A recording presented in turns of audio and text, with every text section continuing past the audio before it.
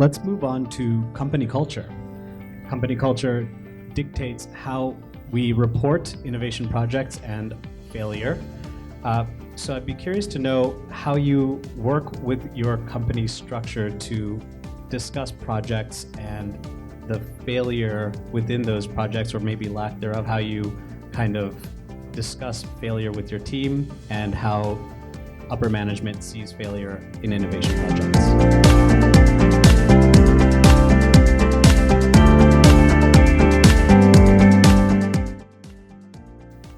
So I think certainly my experience has been being really clear about the kind of innovation that you're asking the team to drive. So yes, ambidextrous, but at any one point in time. So ambidextrous for me is about what's the organization trying to achieve, but for a particular team, for a particular problem, are they being asked to come up with something that is sustaining, something that's incremental? That's a very different process. You should know your target consumer. You should know a lot about what they do and how they do it. You have a lot of your processes in place. And traditionally, at the two companies I've really worked at, that is very much a stage gate process. Okay, we know the problem. We're going to work through and see if we can solve it. And so those conversations are relatively easy. Most big corporations are relatively comfortable with that kind of approach. The more disruptive you're trying to get, the more you have to really focus on learning. I keep going back to that, learning. So this is what I think today. What do I have to learn in order to be able to say whether that is true or not? How much is that going to cost the company? When am I going to come back and tell you what I've learned and what it means? And what I've found with successful teams is they've been very good at defining the questions that they want to answer, being very clear about how much it's going to cost to answer those questions, and then coming back at that point and saying, here's what I've learned. So we were completely wrong about question number one. Our hypothesis was X and it turned out to be A. We were right about question two. Our hypothesis was Y and it was Y. And so we thought we were going to do this and we were going to do it this way, and now we're having to adapt and we're going to do something slightly different, and making sure that the company buys into that new approach. My own personal experience, I had a project a while back. The product is now on the market. You could all buy it. I'm not going to tell you what it was. And the company was really, really uncomfortable with this new product and the consumer we were targeting and the way we wanted to talk with them. But they kind of saw that, if we could get people on board, if you did the math on the back of an envelope, this could be worth a lot. And so we actually persuaded them and said, look, we'll launch online. Because going into what we call bricks and mortar, that's an expensive process. So we persuaded the company to let us launch online. That meant their exposure was a lot smaller.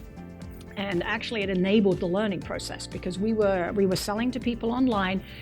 One of the things we asked them when they bought the product was whether we could contact them and talk to them about their experience. And so we found a lot of people were very, it was kind of an early consumer co-creation, and a lot of people were really keen to tell us all about their experience. And that enabled us to really evolve the product and get the company comfortable because they saw the reaction from consumers. And then eventually we got to the point where they said, yeah, we want to go bricks and mortars with this now.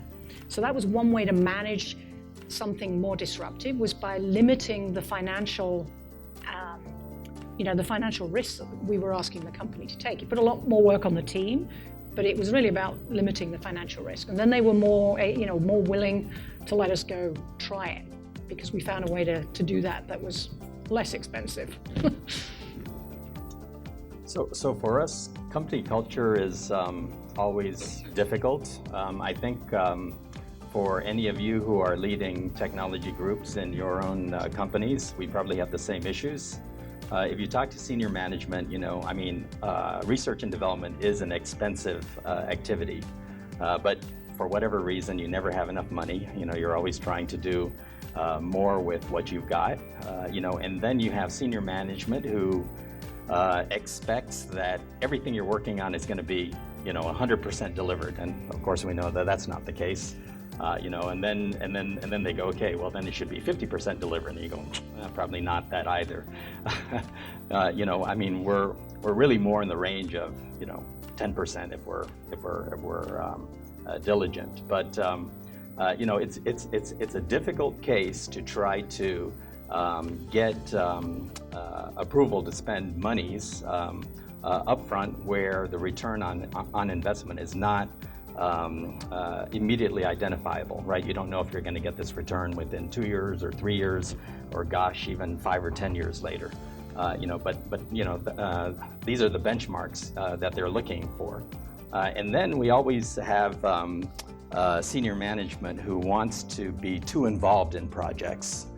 They would come and they would, you would explain all the different possibilities, all the different directions to arrive at the same solution, and all of them have the opportunity, or the possibility at least, to reach this solution. But then they start cherry picking. They start going, well, okay, this one sounds expensive. This one here sounds really complicated. This one here sounds right about where we should be. So work on this one. And you go, wait a minute. Don't tie our hands too early. Because what you're pointing to may not may not yield the final solution. What I'm trying to find a way to say, which I haven't really found a way, and if any of you know how to do this, let me know, because then I could learn from you as well. I just need them to get out of my way, right? And I just need them to let us do our work. So that's part of our culture. I would also, I've also successfully used, we talked about the consumer or the customer and getting them involved and constantly talking to them. I've also used them to help me convince senior management.